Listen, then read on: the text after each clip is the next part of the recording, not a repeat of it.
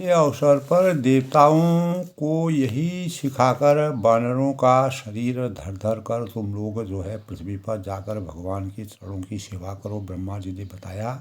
और ब्रह्मा जी अपने लोक को चले गए और सब देवता अपने अपने लोक को गए और पृथ्वी सहित सबके मन में शांति का आभास हुआ। और ब्रह्मा जी ने जो कुछ आज्ञा दी थी उसमें देवता बहुत उससे देवताओं में अपार आनंद की अनुभूति हुई। सब प्रसन्न हुए, हर्षित हो गए, क्योंकि उनकी पीड़ा भय हमेशा के लिए समाप्त हो गया। तो वैसा करने में देर नहीं की। तो बनचर देह धरी चित माही, बनचर देह धरी चित माही, अतुलित बल प्रताप तिन पाही। तो गिरि तरु नख आयुध सब बीरा, हरि मागत चित वही मती। तो पृथ्वी पर उन्होंने वानर देह धारण की और उसमें अपार बल और प्रताप से सब आच्छादित थे। सभी शूरवीर थे। पर्वत वृक्ष और नख ही उनके शस्त्र के समान थे। इतना उनके पास कौशल था। वे धीर बुद्धि वाले और वानर रूप देवता भगवान के आने की राह देखने लगे। तो गिरी कानन जहाँ तहाँ भरी भूरी, रही निज निज अनेक रुचि रूरी। और यह सब रुचिर चैत्र में भाषा, अब सो सुनऊं जो बीच ही रागा। तो वे वानर पर्वतों और जंगलों में जहाँ तहाँ अपनी अपनी सुंदर सेना बनाकर भरपूर पूर्ण रूप से आच्छादित हो गए। और यह सब सुंदर चैत्र जब का प्रसंग तुलसीदास ने जिस प्रकार का वर्णन किया है, तो अब वह चैत्र सुनो जिसे बीच में ही छोड़ दिया था।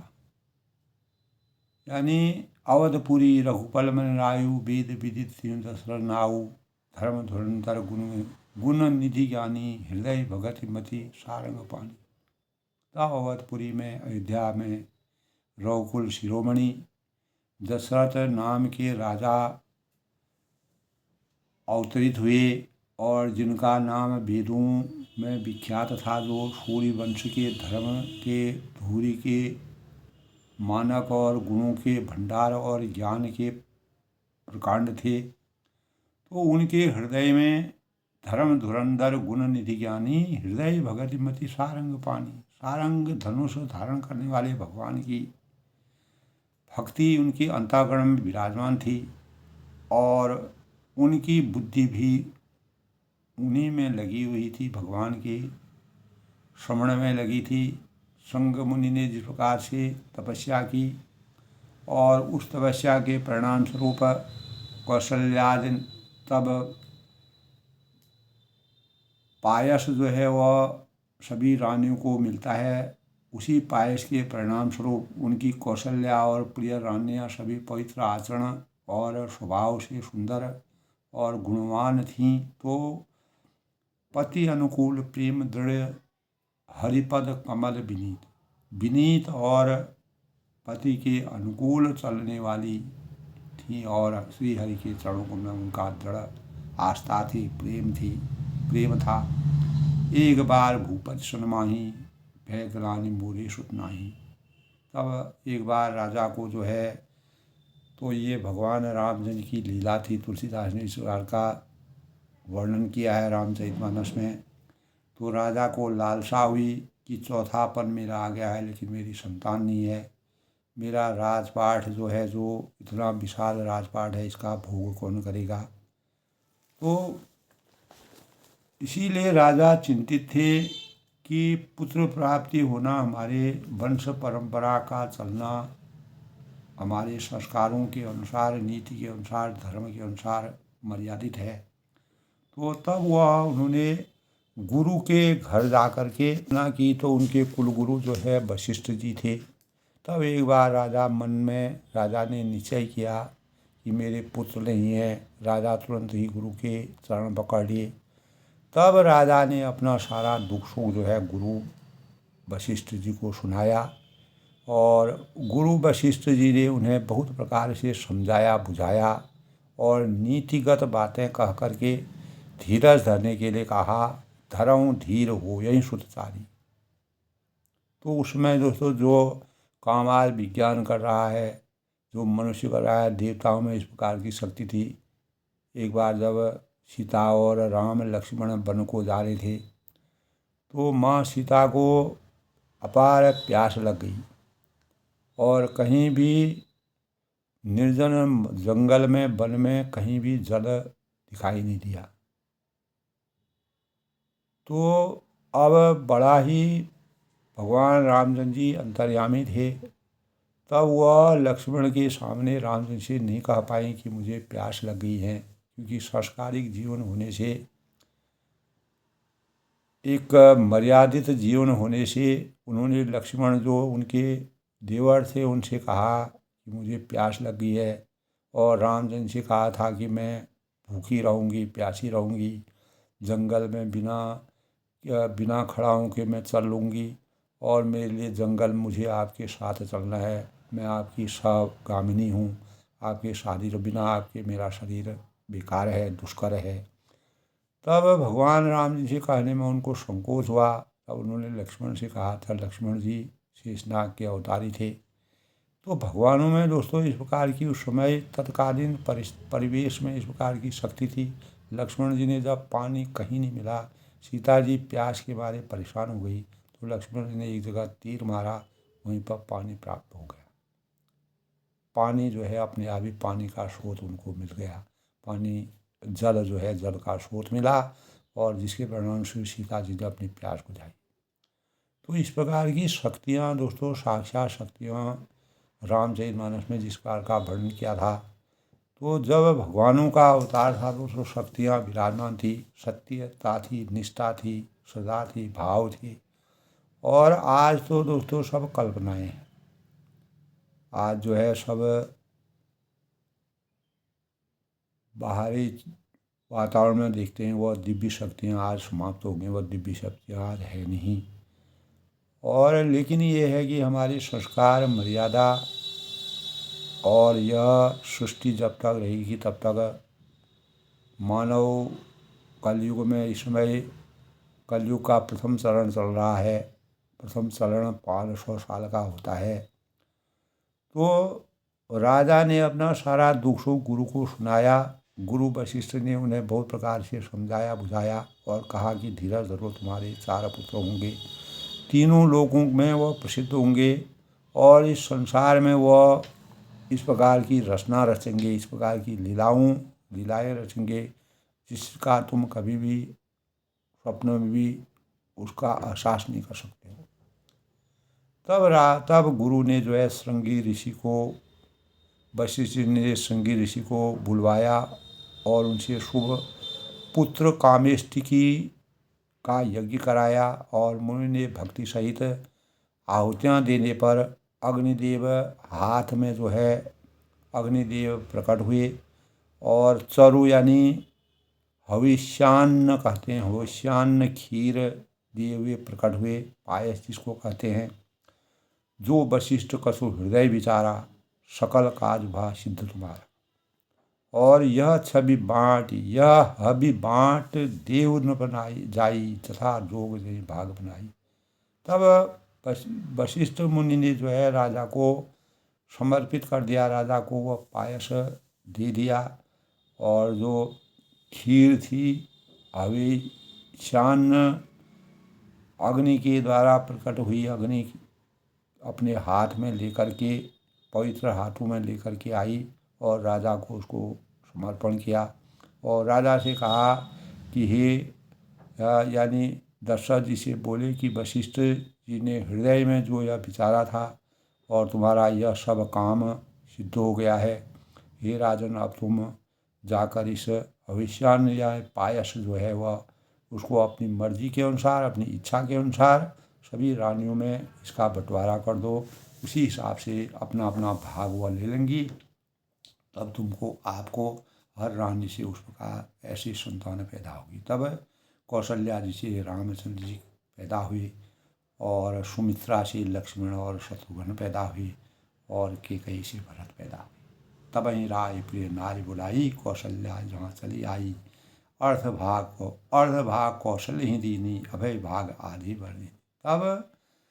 तब उसी समय राजा ने उसका प्यारी पत्नियों को, तीनों पत्नियों को बुलाया और कौशल्या आदि सब रानियां वहाँ चली। पहले दोस्तों 2-2, 3-3 विवाह करने की प्रथाएं थी, क्योंकि राजा के पुत्र नहीं हो रहे थे, तो उनको जब 3 पत्नियां हुई तब भी उनके पुत्र नहीं हुए, तब उन्होंने भगवान यानी वशिष्ठ जी से अनुरोध किया। वशिष्ठ ने इस प्रकार का यज्ञ किया, जो शुंग मुनि ने यज्ञ किया, उसी यज्ञ के परिणाम स्वरूप यानी तब उसका बंटवारा हुआ, उस पायस का, खीर का बंटवारा करके जिसने जिसको भाग, यानी उसी समय तब अग्निदेव सारी सभा को समझाकर अंतर्ध्यान हो गए और राजा परमानंद में मग्न हो गए, क्योंकि उनको पुत्र की प्राप्ति होने वाली थी। हृदय में हर्ष, उनके अपार हर्ष की अनुभूति हुई और उसी समय राजा ने अपनी प्यारी पत्नियों को बुलाया और कौशल्या आदि सब रानियों को वहाँ चली आई और राजा ने पायस जो था, वह खीर जो थी, उसको आधा भाग कौशल्या को दे दिया और शेष आधे के 2 भाग किए उन्होंने। और शेष आधे के 2 भाग करने में एक भाग जो है वह उनमें से राजा ने केकई को दिया और शेष जो बचा हुआ था वह जो है 2 भाग हुए और उसको राजा ने कौशल्या और केकई के हाथ रखकर, यानी फिर कौशल्या को दिया और केकई के हाथ पर रखकर अर्थात उसकी अनुमति लेकर, और इस प्रकार उनकी मन पसंद करके मन पसंद से सुमित्रा जी को दिया। तो ऐसे बंटवारा उन्होंने पायस का किया।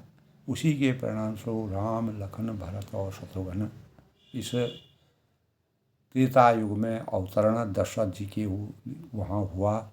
ये घोषणा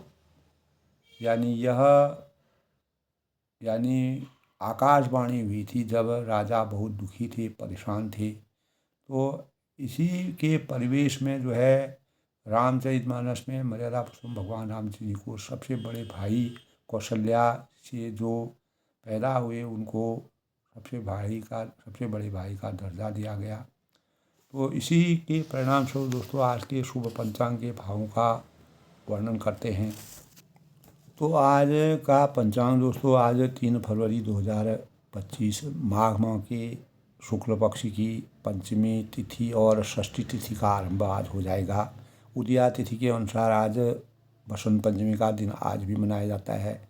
2 फरवरी को बसंत पंचमी शुरू हो गई थी और 2 फरवरी को बसंत पंचमी 11:53 से आज जो है 3 फरवरी को 9:39 तक, अगले दिन 4 फरवरी तक, 3 फरवरी तक रहेगी। और आज दोस्तों, आज सोमवार का दिन और उदया तिथि के अनुसार आज बसंत पंचमी मनाई जा रही है। और आज महाकुंभ प्रयागराज में इस बसंत पंचमी की शुभ अवसर पर महाकुंभ में तृतीय अमृत स्नान, शाही स्नान होने जा रहा है। आज माँ सरस्वती की पूजन और बसंत पंचमी को माँ सरस्वती का पूजन किया जाता है और सरस्वती को समर्पित यह दिन बुद्धि, ज्ञान और संगीत, कला, कौशल, सम्मान, श्रद्धा, उत्साह के प्रतीक के रूप में मनाया जाता है। जब नई खेती यानी जब नई खेतों में नए फसल होने लगती है, उसके अवसर पर बसंत पंचमी का शुभारंभ हो जाता है। आज से ही होली का शुभारंभ भी हो जाता है। और आज के शुभ मुहूर्त की बात करें तो अभिजीत मुहूर्त दोस्तों 12:18 से 1:02 तक, यानी इस दौरान शुभ कार्य हम कोई भी नया कार्य कर सकते हैं। और अमृत काल आज 9:02 से 10:52 तक है। ब्रह्म मुहूर्त का आज 5:33 से 6:21 तक है। राहु काल, इस दौरान जो है किसी भी शुभ कार्य को करना मनाही है। 9:43 प्रातः से यानी 6:53 तक यानी। और रेवती नाम नक्षत्र है आज दोस्तों। सूर्य जो है सूर्योदय जो है आज 6:40 पर होगा। सूर्यास्त जो है 6:01 तक। सरस्वती नमस्तभ्यम वरदे कामरूपिणी विश्वरूपी विशालाक्षी विद्वान्दी सरस्वती अज्ञान तीव्रांतस्य ज्ञानांजन शलाघया चक्षुपेन मिलितं येन गुरुवे नमः। गुरु ब्रह्मा गुरु विष्णु गुरुदेव महेश्वर गुरु साक्षात परब्रह्म तस्मै श्री गुरुवे नमः। तो सरस्वती माता का वंदन करना, नमन करना और बसंत पंचमी के अवसर पर माँ सरस्वती को का स्मरण करना, ध्यान लगाना। या देवी सर्वभूतेषु विद्यारूपेण संस्थिता नमस्तस्यै नमस्तस्यै नमस्तस्यै नमो नमः। तो इस मंत्र का या कुंद इंदु तुषार हार्दोला, या शुभ्र वस्त्रावृता, या वीणा वर्धन मंडित करा, या श्वेत पद्मासना, या ब्रह्मा च्युत शंकर प्रभृति देवी सदाविंता श्यामा पातु सरस्वती भगवती निशेष जाडिम्बा। यानी हमारी भगवान माँ सरस्वती से ये वंदना है कि हमारा जो जाड्यम है, जो हमारे वरना मूर्खता है, अज्ञान रूपी अंधकार है, उससे हमें ज्ञान रूपी प्रकाश की तरफ ले जाइए। तो यही वंदना हम नव बसंत पंचमी के अवसर पर मूल मंत्र है दोस्तों। ओम ऐं ह्रीं क्लीं महासरस्वती देव्यो नमः। सरस्वती ओम सरस्वत्यै नमः। तो इसका महासरस्वती का मंत्र जाप करना। आज दोस्तों सोमवार का दिन है। भगवान शिव जी की पूजा आराधना की जाती है। भगवान शिव में बेलपत्र है, भांग है, धतूरा है और पीला चंदन है और अनेक प्रकार के जो है और बेलपत्र है वह चढ़ाया जाता है। पशुपतिनाथ शिव की पूजा की जाती है और सोमवार का व्रत करने से हमारे जीवन में शांति का आभास होता है। और प्राचीन काल से ही शिव की पूजा मानव कल्याण और शुभ कार्यों में सफलता के लिए हिंदू धर्म में प्रचलित रही है। अन्य देवताओं की अपेक्षा भारत के सभी प्रदेशों में शिव पूजा की परंपरा संपूर्ण भारत में मिलती है। ग्रहों की शांति और सभी कष्टों के निवारण के लिए शिव की पूजा इसका बहुत ही महत्व है, क्योंकि भगवान रामचंद्र जी ने भी कहा था कि अगर शिव की पूजा नहीं है तो वह मेरा भक्त नहीं हो सकता है। जो शिव भक्त नहीं है वह मेरा भक्त नहीं होता है, क्योंकि भगवान राम जो है वो विष्णु के अवतारी थे। पुराणों में शिव और शिव पूजा शिव शंभु और शंकर के नामों से वर्णित है, लेकिन तीनों नामों का अर्थ शिव है। सत्यम शिवम सुंदरम। शिव पुराण में शिव पूजा के लिए अनेकों नामों का वर्णन किया गया है। घर है, परिवार है, सुख है, समृद्धि है, दीर्घ आयु के लिए और कन्याओं को अच्छे वर की प्राप्ति के लिए। जिनकी जो विवाहित स्त्रियां हैं उनके पति की लंबी आयु के लिए 16 सोमवार का व्रत करना, भगवान शिव की आराधना करना। शिव दोस्तों भावों के भूखे हैं, देवों के देव हैं और हमेशा बुराइयों की अपने बुराइयों को अपने ऊपर शिव जी ने समर्पण अपने ऊपर लिया। समुद्र मंथन के समय देवताओं की रक्षा करने के लिए, देवताओं के कल्याण करने के लिए भगवान शिव ने ही अमृतपान किया था, जो कोई देवता नहीं कर सकता है। क्योंकि न तस्यं कार्य कारणं न विद्यते न तत्सम अभ्यधिकक्ष कश्च दृश्यते पारास्य शक्तिर्विवृद्धैव श्रूयते स्वाभाविकी ज्ञान बल क्रिया। यानी शिव अनादि और अनंत हैं, उनकी तुलना सृष्टि के किसी भी देवता से नहीं की जा सकती। तो शिव अद्वितीय है, अतुलनीय है और अनुपम है। पुराणों में शिव की पूजा अर्चना के लिए रुद्र सूक्त, पुरुष सूक्त और आदि का वर्णन किया जाता है। भगवान शिव की पूजा सबसे पहले शिवलिंग की पूजा मर्यादा पुरुषोत्तम भगवान राम जी जब रावण पर का वध करने के बाद जब वह लंका से वापस आ रहे थे उस जगह से, तो नदी पार करते समय उन्होंने रामेश्वरम में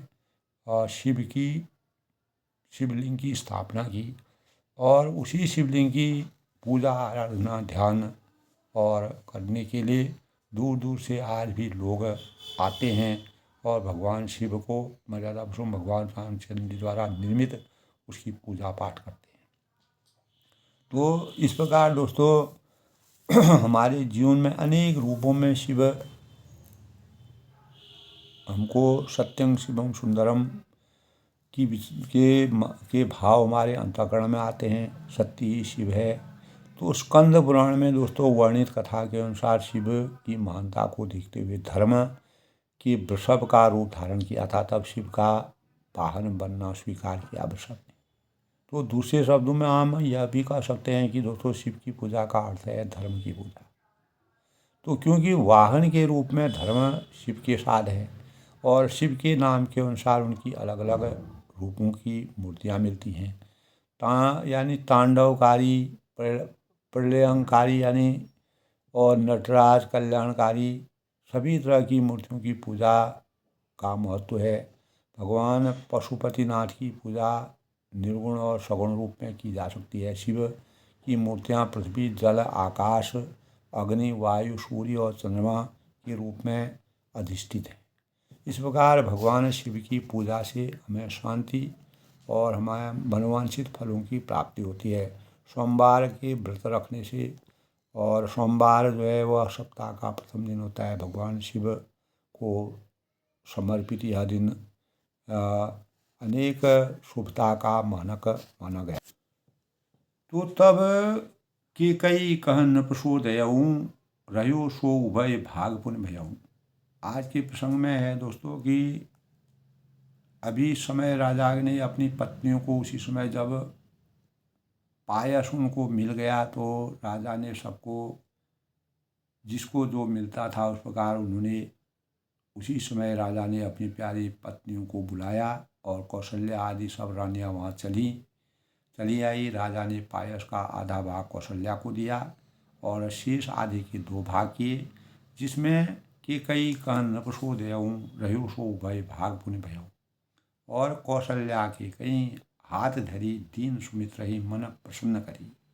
तब उनमें से एक भाग राजा, तीनों रानियों में इतना प्रेम था, स्नेह था और दिया कि शेष जो बच रहा था उसे फिर 2 भाग उन्होंने कर दिए और राजा ने उनको कौशल्या और केकई के हाथ पर रखकर अर्थात उनकी अनुमति और आज्ञा के अनुसार इस प्रकार उनका मन प्रसन्न हो इस भावनाओं से सुमित्रा जी को दिया।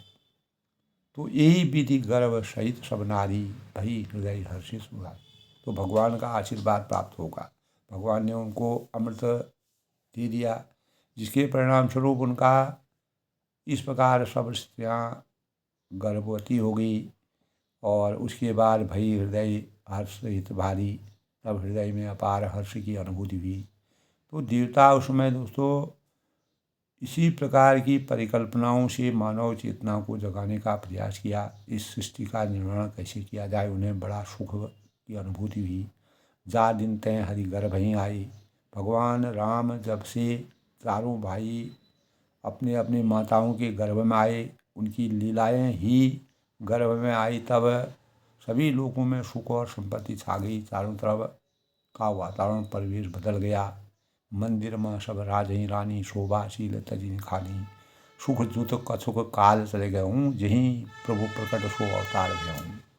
तो शोभा है, शील है और तेज की खान बनी हुई सब रानियाँ महल में सुशोभित हुई और इस प्रकार जो है सुख जुत कछुक काल हो गया हूँ। इस प्रकार कुछ समय सुखपूर्वक बीता और 100 अवसर आ गया जिसमें प्रभु को प्रकट होना था। भाई प्रकट कृपाला भगवान प्रकट हो जाते हैं और जब 9 माह का समय होता है अपनी माँ के गर्भ में, तब बच्चा बाहर इस लोक में आता है। तो जोग लगन ग्रह बार तिथि सकल भई अनुकूल, चर और वचर हर्ष जुतो राम जन्म तो भगवानों ने दोस्तों इस संसार में अवतरण लेने के लिए मानव रूप में जब आना पड़ा तो कितनी बड़ी लीलाएं की। यह अद्भुत है, अलौकिक है और हमारे जीवन में और इस प्रकार के भाव इसलिए सृष्टि की रचना के अनुसार अनुकूल ही मर्यादा पुरुषोत्तम भगवान राम ने इस प्रकार की रचना और इस प्रकार की लीलाएं की। तो जोग लगन ग्रह बार तिथि सकल भई अनुकूल। योग है, लग्न है, ग्रह है, बार है, तिथि है। तो मानव जीवन दोस्तों जिसमें कोई भी जातक पैदा होता है उसमें योग देखा जाता है, लग्न देखा जाता है, ग्रह देखा जाता है, बार कौन सा बार है, तिथि। तो सभी के संयोग से उनके ग्रहों का अनुकूल और प्रतिकूल जो परिस्थितियाँ होती है उसका पता चलता है। तो चर और अचर हर्ष जुत राम जन्म सुख मूल। जड़ और चेतन सब हर्ष के जो मूल थे, जो जड़ थे, उनकी उत्पत्ति हो रही है श्री राम जी का जन्म सुख का मूल माना जाता है। भय कपट कृपाला प्रकट कृपाला दीन दयाला कौशल्या हितकारी। तो नौमी तिथि मधुमास पुनीता शुक्ल तुच्छ अभिजित हरिपीता। मध्य दिवस अति शीत न धामा न घामा पावन काल लोक विश्रामा। तो पवित्र नौमी तिथि मधुमास पुनीता। नौमी पवित्र चैत्र का महीना था और नवमी तिथि थी और शुक्ल पक्षी की भगवान की प्रिय अभिजीत मुहूर्त जो शुभ माना जाता है, जिस समय सुंदर यश होता है, अभिजीत मुहूर्त सुख का द्योतक माना गया है। मध्य दिवस अति शीत न घामा। दोपहर का समय था, न ज़्यादा ठंडा था, सर्दी थी, न धूप था, न ज़्यादा धूप था, यानी समान वातावरण जो है वह शांत था। और पावन काल लोक विश्रामा, वह पवित्र समय सब लोगों में शांति देने वाला था। सबके अंतःकरण में अपार शांति के प्रतीक के रूप में भगवान ने इस सृष्टि में जन्म लिया। तब शीतल मंत्र सूरज बहबाऊ हर्षित सुर संतन मन चाऊ। वन कुसुमित गिरिगन मुनियारा श्रवण सकल सरिता अमृतधारा। तब शीतल मंद सूरज बहवा, शीतल और बहुत ही ठंडी मंद मंद सुगंधित हवाएं चल रही थीं और हर्षित सुर संतन मन साऊ। देवता हर्षित थे और आनंदित थे। संतों के मन में बड़ा अपार चाव था कि भगवान का अवतरण हो रहा है। वन कुसुमित गिरिगन मुनियारा, और वन में अनेक प्रकार के तरह तरह के रंग बिरंगे पुष्प खिल रहे थे और पर्वतों के गिरिगन मणियारा, और पर्वतों के समूह जो है मणियों से जगमगा रहे थे। भगवान का अवतरण हो रहा था और सोहें सवहीं सरिता अमृत धारा, और सारी नदियों में अमृत की धारा बह रही थी। इस प्रकार का परिवेश दिखाई दे रहा था। सो अवसर बिरंची जल जाना, चले सकल सुर धाय साई रहना। गगन विमल संकुल सुर रूथा, गावहीं गण गंधर्व बरूथा। तो जब ब्रह्मा सृष्टि के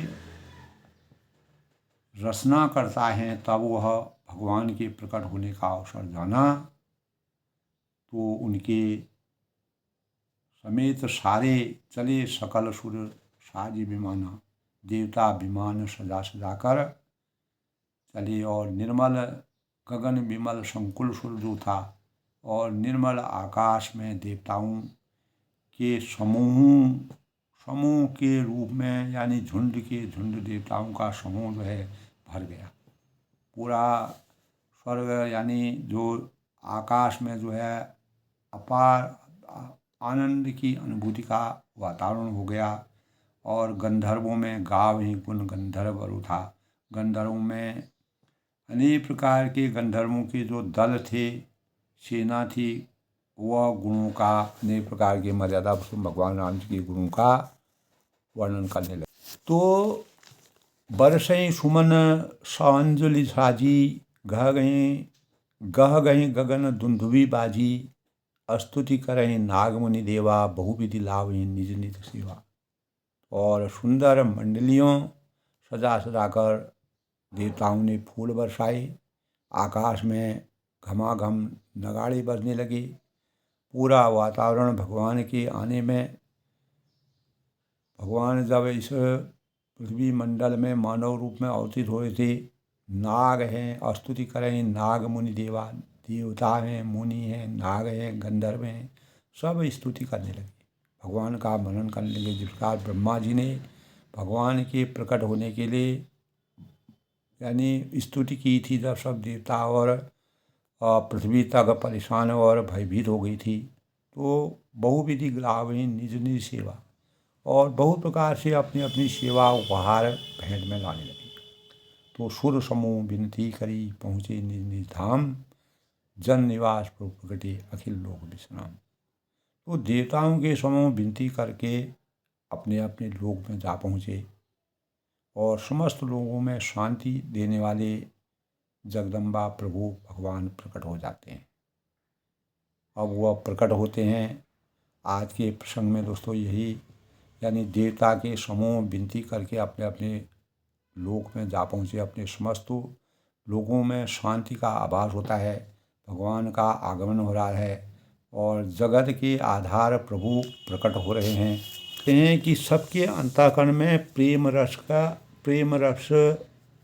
की अनुभूति हो रही है। तो संसार दोस्तों मोह का सागर कहा गया है, जिससे पार पाना बड़ा दुष्कर है।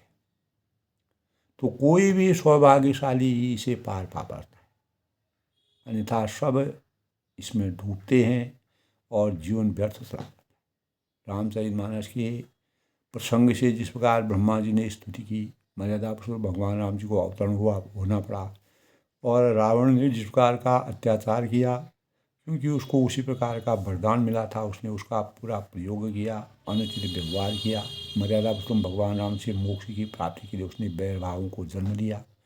तो मनुष्य अपने उसमें डूबता जाता है, क्योंकि उसके ऊपर इतना भार बढ़ता जाता है कि तैर कर वह पार नहीं होने देता। तो वह भार होता है उसके अहं का, जिसका रावण का अहं था, तो विकारों का और स्वार्थों का और अज्ञान का। तो मनुष्य समझ नहीं पाता है, जिसका रावण नहीं समझ पाया कि जिन चीज़ों से मोह यानी उसके मन में पनप रहा है, तो हमारे निजी जीवन में भी दोस्तों अगर हमारे मन में कोई भी इस प्रकार का विचार पनपते हैं, तो अंततः उसकी दुख का कारण बनते हैं। तो रावण के अंत करने के लिए भगवान को अवतरण होना पड़ा। तो अपने प्रति, अपने परिवार के प्रति, अपनी प्रजा के प्रति, अपने परिस्थितियों के प्रति, वस्तुओं के प्रति, शक्ति के प्रति आकर्षण प्रेम की परिभाषा में नहीं आता है। तो त्वरित सुख इनसे यानी इससे भले ही कुछ समय के लिए प्राप्त हो जाए, जैसे रावण को हुआ, तो ऐसे एक सुख से अनेकों दुख उत्पन्न होने वाले जो परिकल्पना रावण ने की, मनुष्य दूसरे सुखों की ओर भागता है। तो एक से दूसरे सुख की ओर दौड़ कर जीवन भर दौड़ यह चलती रहती है, जो मनुष्य को थका देती है और उसको निराश कर देती है। तो इस निराशा से बचने के लिए, निराश कर देने के प्रकार राजा अवतरित हो गए। चौथे पन में उनकी पुत्र नहीं हुआ, लेकिन वह निराश हुए। भगवान का अवतरण कैसे होता है? आकर्षण और प्रेम में अंतर समझना चाहिए। तो आकर्षण अस्थायी और आधारहीन होता है, और प्रेम एक स्थिर और निरंतर भाव है, और मन में उपजता है और उसके प्रति भी होता है, जो हम दिखाई नहीं, हमको वह साक्षात रूप में प्रत्यक्ष और परोक्ष होता है। प्रत्यक्ष रूप में दिखता है, परोक्ष रूप में हम सब कुछ देखते हैं, किंतु हम उस पर विश्वास करते हैं, उसे अनुभव करते हैं। जिस प्रकार राजा ने गुरु मंत्र पर संग ऋषि द्वारा किए गए यज्ञ के परिणाम स्वरूप वशिष्ठ मुनि ने भगवान रामचंद्र की अवतरण, यानी इतनी बड़ी शक्तियाँ उनके पास थी, इतनी बड़ी शक्ति थी। तो इस संसार में दोस्तों इसके पहले अपने ऊपर के सारे भारों को हमको उतारना होता है, और भार मुक्त होकर जब मनुष्य अपने आप को यानी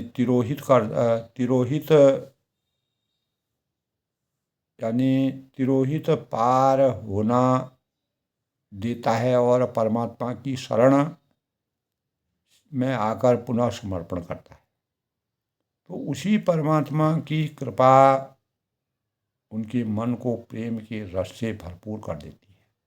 जिसका मर्यादा पुरुषोत्तम भगवान राम जी ने दशरथ जी के मन को भरपूर कर दिया और एक पुत्र के रूप में वहाँ उन्होंने जन्म लिया। तो यह प्रेम, इस प्रेम रस ही एकमात्र सूत्र है मानव जीवन का, जो मनुष्य को परमात्मा से जोड़ने में सहायक होता है। तो प्रेम द्वारा ही दोस्तों परमात्मा को पाया। राजा दशरथ ने जिस प्रकार अपार प्रेम की, भगवानों की स्मरण करके ध्यान किया, सूर्य वंश में जिस प्रकार के मर्यादित भावों का वर्णन किया, तो प्रेम विहीन मनुष्य की स्थिति दोस्तों सुनसान घर के समान होती है। जब कोई मेहमान आता है, अगर उसको कोई भी वहाँ का परिचित नहीं होता है तो उसके लिए पूरा सन्नाटा रहता है। इसलिए स्नेह होना, हमारे जिस घर में कोई घर वाला नहीं होता है वहाँ अतिथि सत्कार की जिस प्रकार से अभिलाषा लेकर वह मेहमान जैसे आता है वैसे वह चला जाता है। तो हम जीवन में दोस्तों प्रेम और भगवान के प्रति जो श्रद्धा होती है कि महत्व को पहचानना परम आवश्यक है। प्रेम अनमोल है। संसार की सारी वस्तुएं, इच्छाएं उनके समक्ष ही तुच्छ पड़ जाती हैं और निस्सार पड़ जाती हैं, अस्तित्वहीन हो जाती हैं। तो इसी प्रकार दोस्तों तब कहा है कि दशरथ जी के अंतःकरण में अपने गुरुओं के प्रति जो श्रद्धा थी, जो प्रेम के भाव थे, तो सुर समूह विनती करी पहुँचे निज निज धाम। भगवान का अवतरण हो रहा है। भगवान के अवतरण के समय दशरथ जी ने जिस प्रकार का यज्ञ किया, उस यज्ञ में वो पूर्ण रूप से समर्थवान थे। मनसा वाचा कर्मणा से किया गया यज्ञ जो है वह फलित हुआ, और जिसके परिणाम स्वरूप पायस सभी रानियों को प्राप्त हुआ, और राम, लखन और भरत और शत्रुघ्न जैसे पुत्रों की प्राप्ति हुई, जो इस संसार में अज्ञान रूपी अंधकार से ज्ञान रूपी प्रकाश के मानक हैं। और इस मानव जीवन की, इस सृष्टि के अवतरण के पश्चात जो लीलाएं उन्होंने की, अनेक प्रकार की मर्यादा पुरुषोत्तम भगवान रामचंद्र जी 14 साल का वनवास लेकर के, 14 वर्ष का वनवास लेकर के यही कहा अपने, जब वह चित्रकूट में थे तो उन्होंने एक बार संकल्प लिया था कि जब तक मैं इस पृथ्वी को राक्षसों से या गलत आतताई और अहंकारी और गलत कलुषित लोगों से पूरी पृथ्वी को यानी राक्षसों से विहीन कर दूंगा, तब मैं अपने मैं जब शांति की सांस लूँगा। तो ये संकल्प शक्ति परमात्मा ने जब उनका उदय हुआ, तो इस संकल्प शक्ति के परिणाम स्वरूप देवताओं के समूह विनती करके अपने अपने लोक में जा पहुँचे। भगवान का अवतरण होता है। समस्त लोगों को लोकों में शांति देने वाले जगत के आधार प्रभु प्रकट होते हैं। तो आज के प्रसंग में दोस्तों कल भगवान प्रकट होने वाले हैं, और आज के प्रसंग में अपनी वाणी को विराम देते हुए, कैसे भगवान सच्ची आस्था, मर्यादा, श्रद्धा भाव अगर हमारे अंतःकरण में व्याप्त होते हैं तो हमको शुभ फलों की प्राप्ति होती है। मनसा वाचा कर्मणा से अगर हम पूर्णता के भावों से हम अगर जीवन को सजोने के कार्य करते हैं तो ऐसे ऐसे ऐसे अवतारी लोगों के पैदा होने से और इस धरती में आने से अनेक प्रकार के अत्याचार, अहंकार और बुराइयों की समाप्ति होती है, अच्छाइयों की वृद्धि होती है, धर्म की रक्षा होती है, अधर्म का हमेशा नाश होता है। तो हम असत्य से सत्य के मार्ग की तरफ चलते हैं और ऐसे ही गौरव और उपमान के रूप में हमारे भारत भूमि में राम मर्यादा पुरुषोत्तम भगवान रामचंद्र जी जैसे अवतरण हो गया तो निश्चित ही हमारे देश का कल्याण होगा। हमें मानवीयता का धर्म पैदा होगा और हम अनेक धर्म, जाति, संप्रदाय इत्यादि से हट करके मानव धर्म को सर्वोपरि मानते हुए आदर्शता के मार्ग पर रामचरित को अपने अंतःकरण में विराजमान करते हुए अपने जीवन को सार्थकता के रूप में तुलसीदास ने जिस प्रकार से मर्यादा पुरुषोत्तम भगवान राम जी का चित्रण किया है, उससे हमें अपार प्रेरणा प्राप्त होती है। और अपनी वाणी को विराम देता हूँ, सबके मंगल भविष्य की कामना करता हूँ और जय श्री राम के साथ भगवान राम का चिंतन और सबके अंतःकरण में हो, सबका जीवन राममय बने, यही मेरी भगवान से अनुरोध है, विनती है, प्रार्थना है। सबके मंगल भविष्य की मैं कामना करता हूँ।